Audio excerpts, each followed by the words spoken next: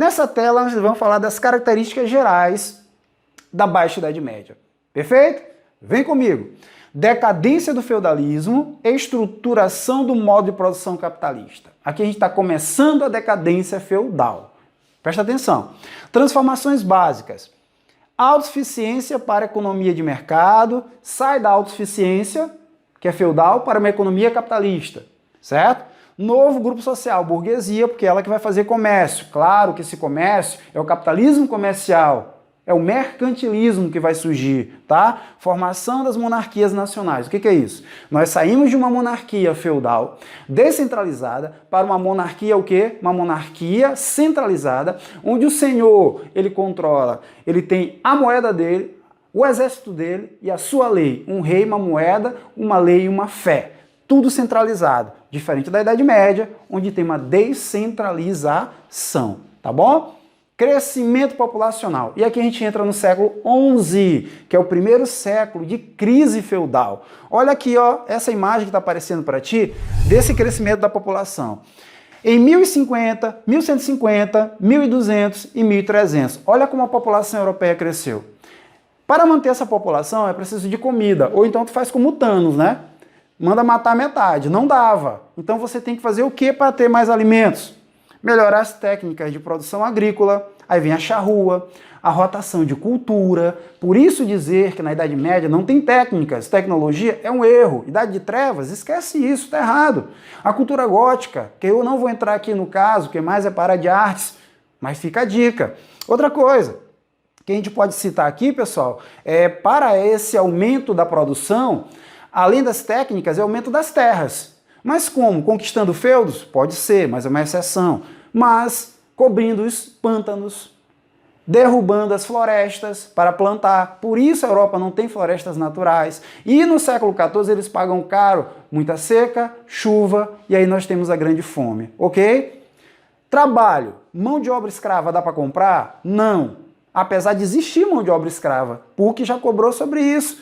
Minoria, na zona ali do Mediterrâneo, e trabalho principalmente doméstico, tá? Mas a mão de obra, ela é servil, então o modo de produção é servil. Apesar de existir escravidão, não tinha escravismo. Fica a dica para o seu vídeo de conta. Então, pessoal, a forma que tem de ter mais trabalho é explorar mais. E explorar mais gera revoltas.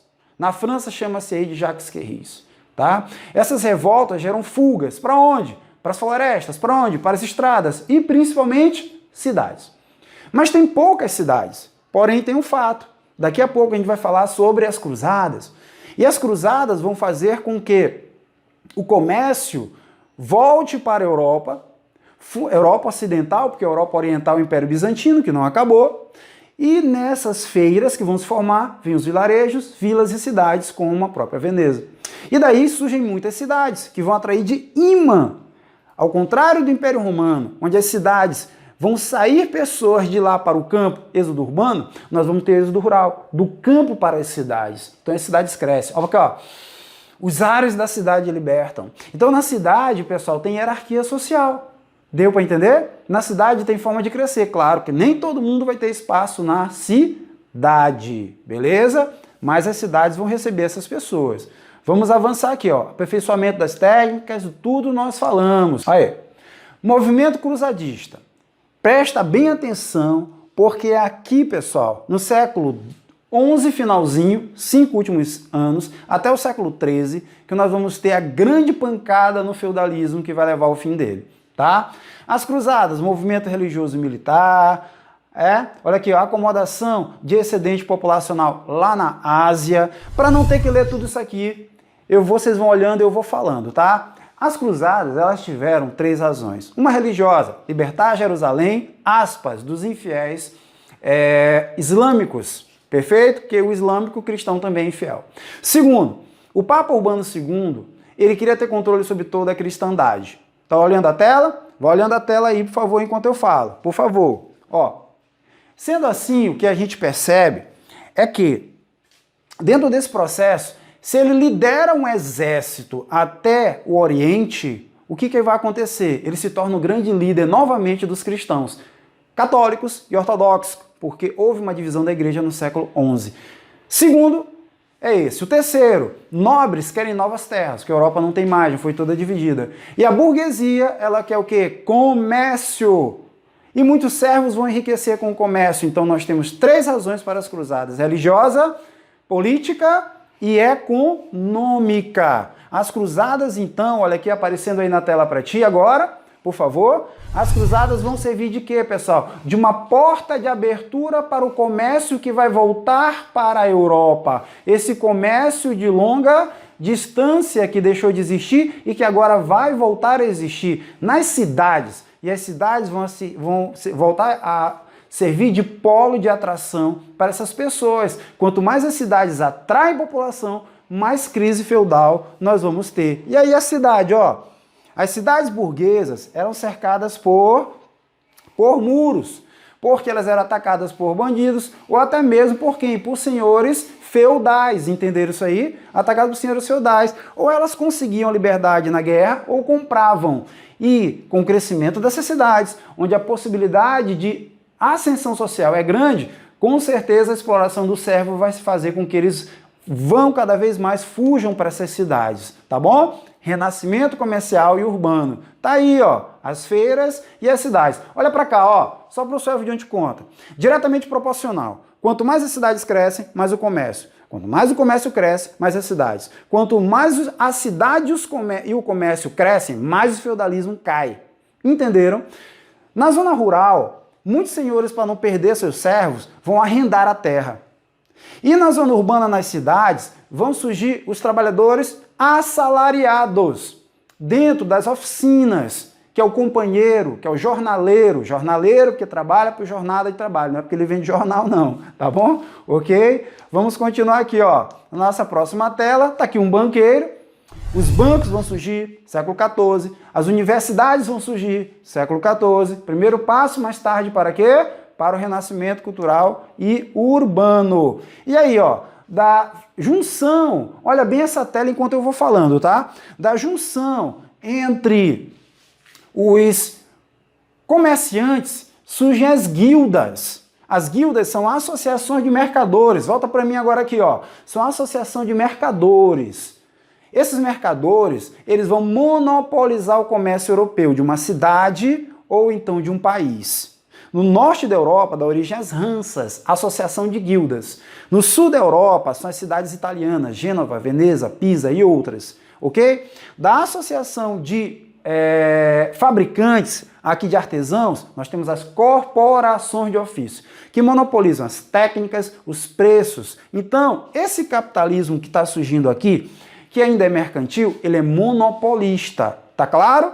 Associação de artesãos, associação de comerciantes, corporação de ofício e guildas. Vamos lá. Século XIV. O século XIV é um século apocalíptico. Não esquece. Porque aqui, pessoal, nós vamos ter os 4 cavaleiros do Apocalipse. Pode ter certeza.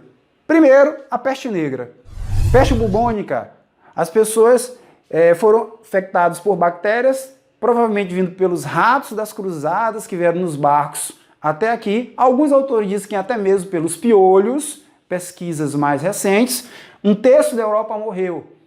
Então, turma, e aí não escolhe entre nobres e não nobres. O comércio decai.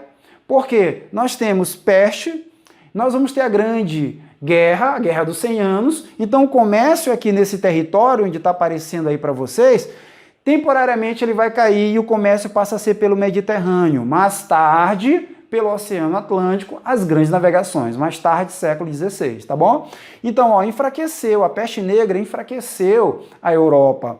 Após a peste negra, após a Guerra de 100 Anos, que está aí ó, a imagem representando a peste negra, certo? E após a grande fome, tá? Que são os 3 grandes problemas aí da Europa nesse momento, a Europa se reorganiza e vem aí o processo de renascimento cultural, que começa na Idade Média e se consolida na Idade Moderna, perfeito? Que a gente vai estudar mais tarde. Existia um ditado, volta para mim aqui agora, ó, depois da tela, que dizia assim: você almoça com seus filhos e janta com seus ancestrais. Não dava tempo. A gente está em época de pandemia de coronavírus, certo? Mas existiram muitas pandemias no mundo afora. Eu posso colocar aí depois uma lista, tá, de pandemias na nossa descrição. Olha lá, eu vou fazer isso mesmo, para que tu possa ver a quantidade de pandemias e epidemias que o mundo viveu ao longo da história, tá? Antes de partir para a questão, eu vou te fazer um pedido, tá? Assina o sininho, tá bom? Inscreve-se no nosso canal, passa esse vídeo para os teus colegas, faz a anotação e dá uma força para que a gente possa ampliar esse trabalho aqui, que é um trabalho incrível e não é fácil de tocar em frente, tá? Mas é para você. Vamos fazer questões? Vamos lá! Na relação de suzerania e vassalagem, presta bem atenção, ouve minha voz aí, tá, pessoal? De suzerania e vassalagem durante o feudalismo europeu, é possível observar que... Resposta certa, qual será?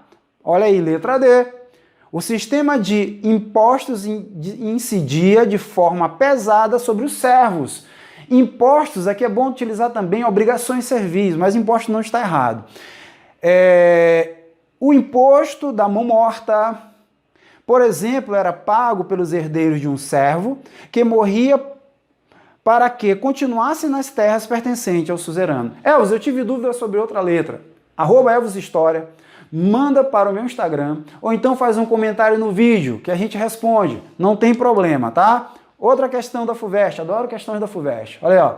Segundo o historiador Robert Lopes, a Revolução Comercial na Idade Média, aspas, o Estatuto dos Construtores das Catedrais Medievais representava um grande progresso relativamente às condições miseráveis dos escravos que erigiam, levantavam as pirâmides e dos forçados que construíam os arquedutos romanos. As catedrais medievais foram construídas por quem? Por escravos? Por servos? Catedrais, presta atenção, as catedrais.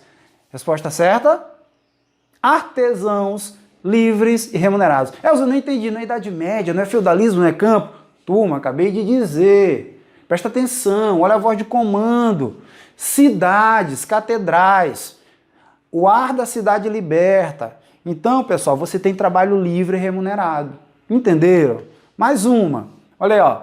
O costume é que o camponês trabalhe todo ano 2 dias da semana na reserva e 3 dias da Candelária à Páscoa. Deixe o início das lavouras até o senhor S. Martinho. O camponês deve lavrar um acre semanalmente e fazer ele próprio a sementeira na reserva senhorial, no manso senhorial. Quando o rendeiro tiver cumprido toda a tarefa, ser-lhe-ão entregues os utensílios de que ele necessita para cultivar o seu manso, a sua gleba, a sua tenência. George Duby, um dos maiores autores sobre a Idade Média. Voz de comando, presta atenção. O texto do historiador, cuidado, o texto, tá? Do historiador descreve uma situação dos rendeiros na Idade Média na Europa face à prestação. Pessoal, qual é a obrigação servil que ele está mostrando aqui? Qual a obrigação delas? Corveia. Ele tem que trabalhar no manso senhorial sem receber o quê? Nada em troca, até 3 dias da semana. Não esquece disso. Aparecendo aí na tela para ti, eu estou saindo um pouquinho, tá? Vamos lá. Leia o trecho a seguir, a resposta à questão. Ok. Ao norte, uma ampla confederação comercial que rapidamente adquire também força política, domina as trocas no amplo raio de ação. No final do século XIII, ela estende sua influência desde os Flandres, norte, olha para mim, ó, norte da Inglaterra até o norte da Rússia. Jacques Legoff. Voz de comando. O trecho acima faz menção a uma associação comercial que surgiu na Europa com o renascimento comercial, poderia colocar urbano também. O trecho faz referência a quê, pessoal? A Hansa, Liga Hanseática no norte da Europa, uma associação de guildas. No sul da Europa, não, nós temos uma Hansa, mas nós temos as cidades, o quê? Cidades italianas. E agora eu lembrei de uma coisa, uma dica, ó. Seguinte, nessa época aqui, pessoal, foca em mim aqui, ó. Nessa época, existe ainda uma ideia medieval do preço justo. Para fabricar essa caneta, eu tinha que cobrar a matéria-prima e a minha mão de obra, só. Hoje isso não dá certo. Eu cobro matéria-prima, minha mão de obra e o lucro. Mas na Idade Média, a igreja dizia que cobrar a mais era pecado. Muitos burgueses, nessa época aqui, no início da Idade Moderna e no final da Idade Média, ainda seguem o preço justo. Por que eles enriqueceram? Porque a demanda era grande, como a família Médici. Mas com o tempo isso vira letra morta e é claro que a burguesia ela vai passar cada vez mais a cobrar juros, né, utilizar usura e enriquecer. E aí, pessoal, o que a gente vai ver no século XVI com a reforma de Calvino é que a burguesia ela deixa de ser uma classe social pecadora porque enriquece e cobra juros e abandonou a ideia do preço justo. Legal? É só uma dica. Aqui uma explicação sobre as Hansas, tela cheia, tira um print, por favor. E mais uma questão. O desaparecimento da servidão feudal na Europa ocidental na Idade Média foi... Resposta, vamos lá? Iniciado com o aparecimento de um mercado urbano para a agricultura, que levou à troca de renda do trabalho pela renda do dinheiro, renda do trabalho pela renda do dinheiro. Sai o feudalismo, entra o capitalismo, perfeito? E se intensificou com as revoltas camponesas. Mais uma vez, teve dúvida em outra letra, @Elvis História, comenta no nosso YouTube, perfeito?